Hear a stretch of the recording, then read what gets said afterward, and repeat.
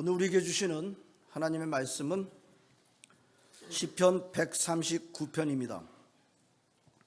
다윗의 시 인도자를 따라 부르는 노래. 여호와여, 주께서 나를 살펴보셨으므로 나를 아시나이다.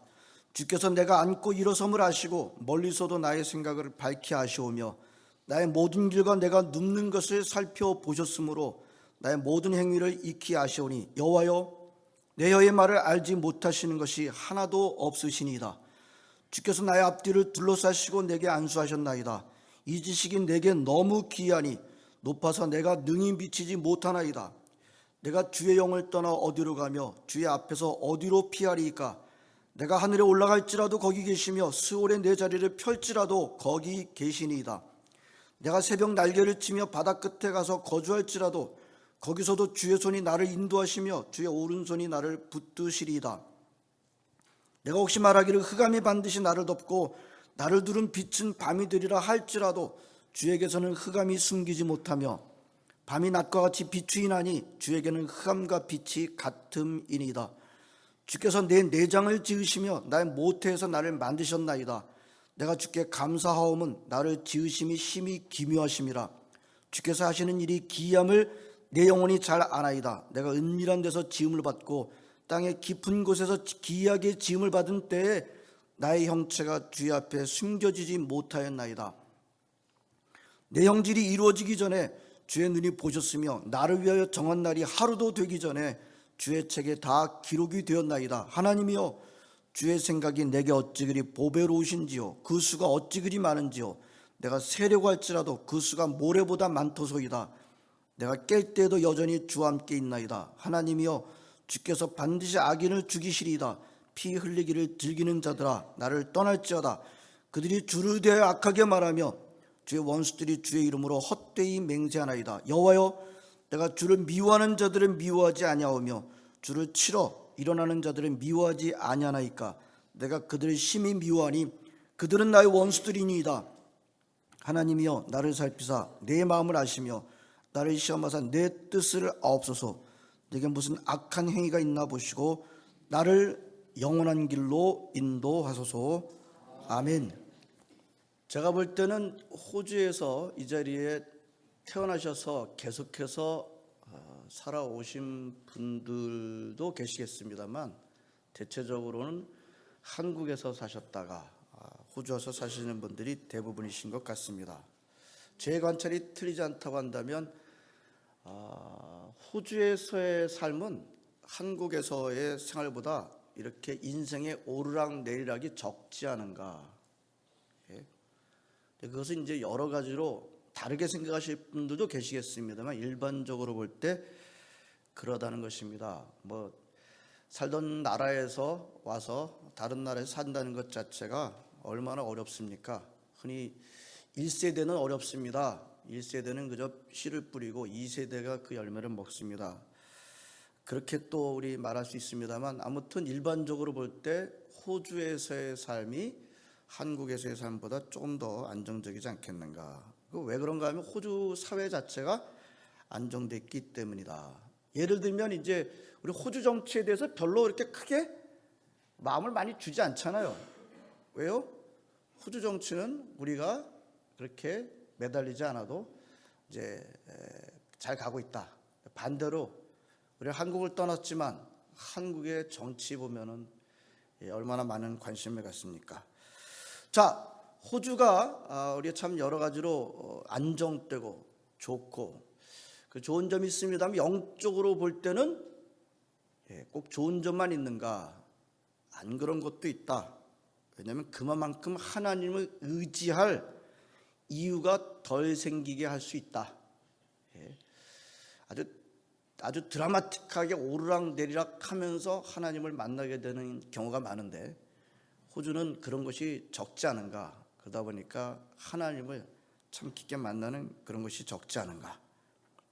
자, 사회가 좋든지 나쁘든지 그런 모든 것들을 다 떠나가지고 하나님을 덜 찾게 만든다. 하나님에 대해서 덜 갈급하게 만든다. 이건 좋다고 할 수 없죠. 영적으로 보면은 하나님을 덜 찾게 만들고 하나님에 대해서 덜 갈급하게 만든다는 것은 좋은 거라고 할 수 없습니다. 아무리 사회가 좋다 할지라도. 그래서 성경은 뭐예요? 우리의 누가 복이 있다 그랬어요? 심령이 가난한 사람이.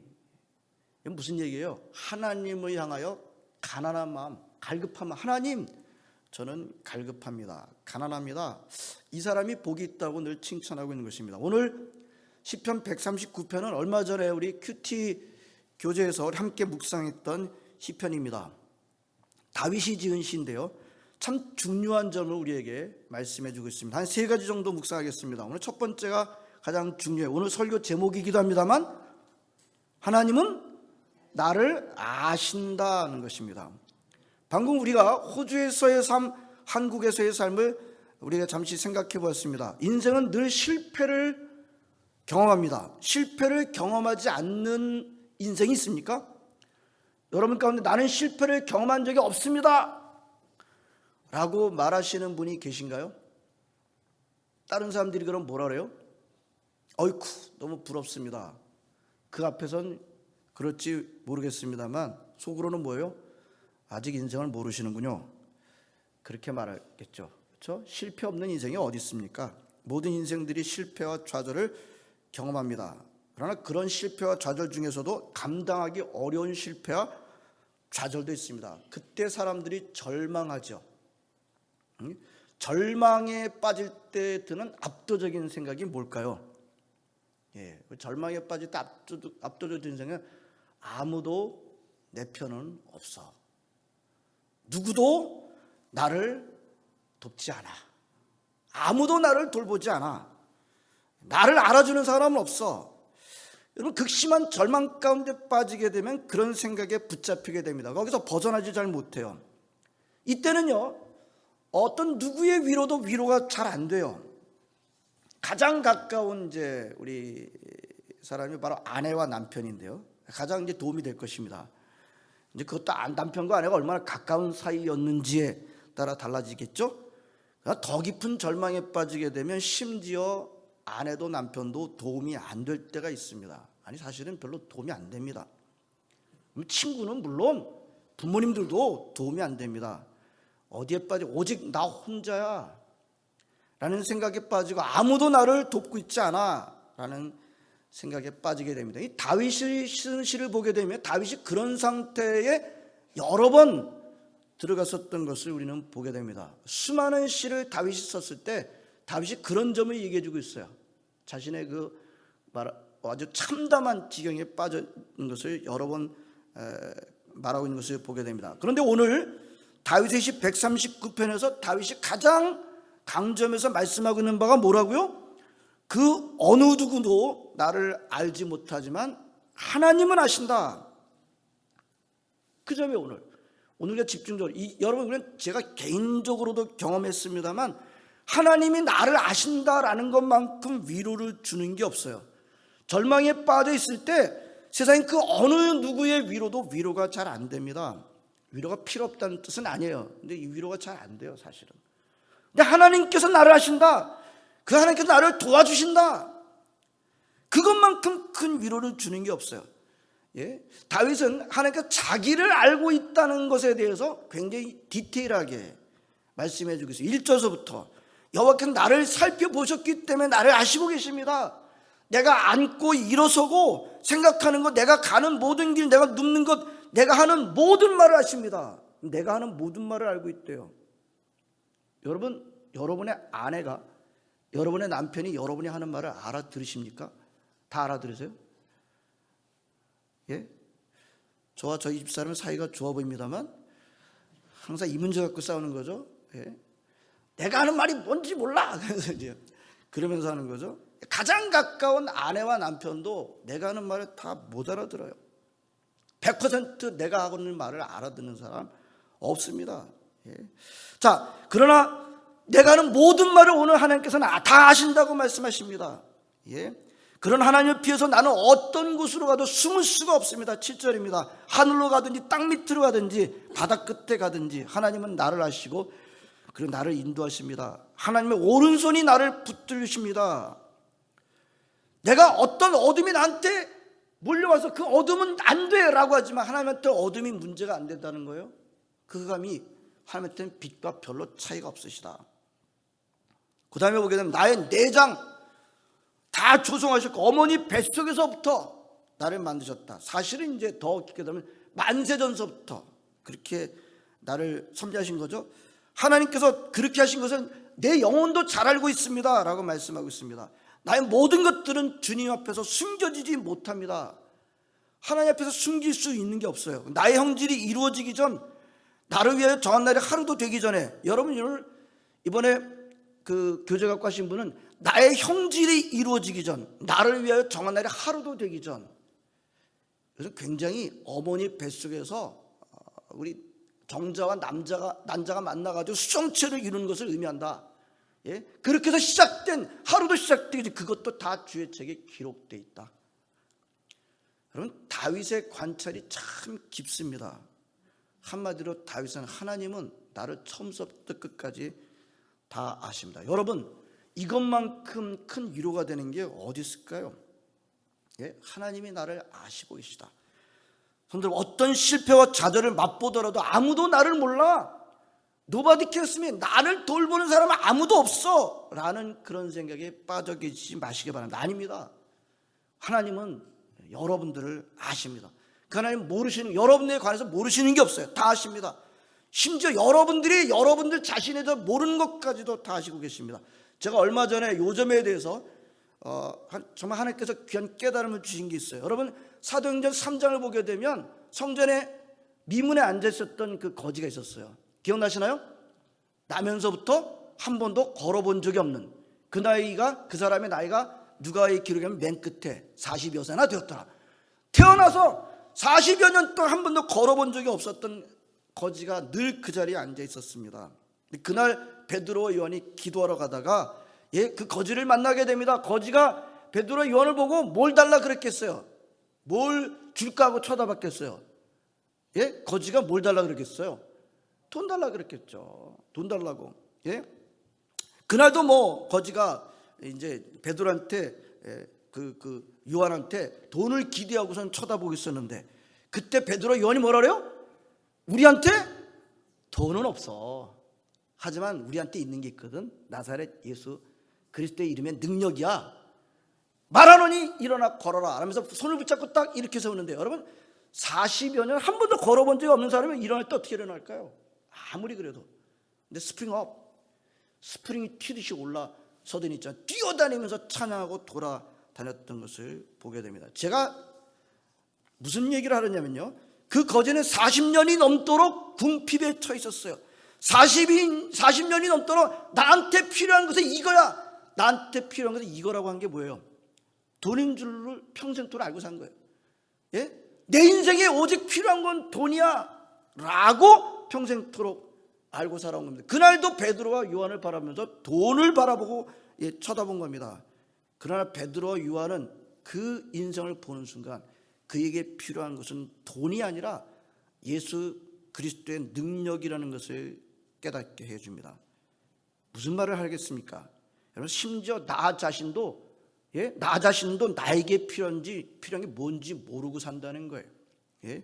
나에게 필요한 것이 무엇인지 내가 제일 잘 알고 있다고 생각합니다만, 대부분의 사람들이 성전 미문에 앉았었던 거지처럼 내가 필요한 것은 돈이라고 생각하는 그런 생각에 빠져있대요. 심지어 그게 아닌데, 예? 하나님은 여러분들의 진짜 필요한 것을 아시고 계시다는 것입니다. 그렇습니다. 성도 여러분, 심지어 나 자신도 제 자신이 뭘 필요한지 모르고 살지만, 그러나 하나님은 다 아시고 계십니다. 하나님은 나보다 나를 더 잘 아시고요. 다윗의 고백을 보시기 바랍니다. 하나님은 나를 아십니다. 나에게서 모르시는 것이 하나도 없으십니다. 그런 하나님한테서 나는 피할 수가 없습니다. 성도 여러분, 어떤 어려움이 오더라도 하나님이 여러분을 알고 계시다는 것을 결코 놓치시지 마시길 바랍니다. 중요한 것은 또 그 하나님을 의지하는 사람을 도우시는데 절대로 실패하지 않으신다는 겁니다. 다윗이 그걸 알아요. 10절에서 그래서 거기서도 주의 손이 나를 인도하시며 주의 오른손이 나를 붙드시리다. 내가 너무 아프고 좌절 가운데 빠져서 내가 도망간다 할지라도 하나님은 거기서도 나를 인도하신다는 것입니다. 거기서 오른손으로 나를 붙드신다는 것입니다. 어떤 어려움 중에서도 하나님은 그 어려움에 처한 사람을 알고 계시고 도우실 수 있으시는 분이십니다. 어려울 때 하나님을 의지하시기 바랍니다. 그리고 재밌는데 그 다음에 보게 되면 다윗은 그 다음에 뭐라냐면 하나님은 악인을 벌주시는 분이십니다. 그래. 아니 하나님이 자기를 아십니다. 그래놓고선 자기를 아십니다. 그래놓고선 그 다음에 얘기가 뭐냐면 하나님은 악인을 벌주시는 분이십니다. 그런 말을 해요. 그러면 자연스럽게 어떻게 결론을 갈까요? 세 번째 부분은 하나님 나로 하여금 그 악인의 편에 서지 않게 해주세요. 이게 나를 아는 것에 대한 결론이 뭐냐면 하나님 악인을 벌하시는데 그 악인의 편에 서지 않게 해주세요. 그리고 맨 마지막에 뭐라래요? 나를 영원한 길로 인도하소서. 하나님의 영원한 하나님 편으로 인도하소서라고 하면서 시편 139편은 마치는 것을 보게 됩니다. 우리 이미 여러분들 이제 139편 퀴템에서 다 묵상했습니다만 이 간단하게 요약하면 이겁니다. 나를 다 아시는 주님, 나로 하여금 악인의 길을 가지 말게 하시고 영원히 하나님의 편에 서게 하옵소서. 이게 139편의 말씀입니다. 제가 오늘 설교에서 강조한 것은 하나님은 여러분들을, 저를, 우리 한 사람 한 사람을 다 아십니다. 하나님은 능력이 무한하셔요.